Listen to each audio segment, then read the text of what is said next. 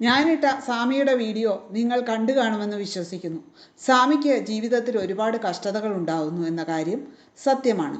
ജീവിക്കുക എന്നത് ഒരാൾക്ക് വളരെ കാര്യക്ഷമമായ ഒരു പ്രവർത്തനമാണ്.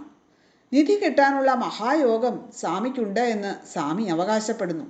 ശ്രീപത്മനാഭന് എല്ലാ സ്വത്തുക്കളും കാഴ്ചവെച്ചിട്ടാണ് മാർത്താണ്ഡവർമ്മ ശ്രീപത്മനാഭദാസനായി രാജ്യം വാണത്. അതിൻ്റെ അവകാശി താൻ തന്നെയെന്ന് സ്വാമി പറഞ്ഞു. സ്വാമിയുടെ ലെഫ്റ്റ് കൈയിൽ താമര, ത്രികോണം, സൂര്യൻ, ശിവശൂലം, മനുഷ്യരൂപം ഇവയുണ്ട്. വലത്തെ കൈയിൽ ശംഖ്, ചക്രം, ഗദ, മത്സ്യം, കൂർമ്മം, വരാഹം, യേശുവിൻ്റെ കല്ലറ, കുരിശ് ഇവയും സ്വാമി കാണിച്ചു തന്നു.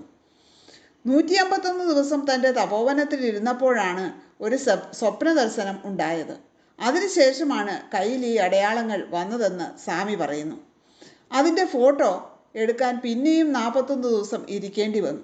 താൻ കൽക്കിയുടെ അവതാരമാണെന്ന് സ്വാമി അവകാശപ്പെടുന്നു. 1973 മാർച്ച് 7 പഞ്ചമി തിഥിയിൽ രോഹിണി നക്ഷത്രത്തിലാണ് ജനനം.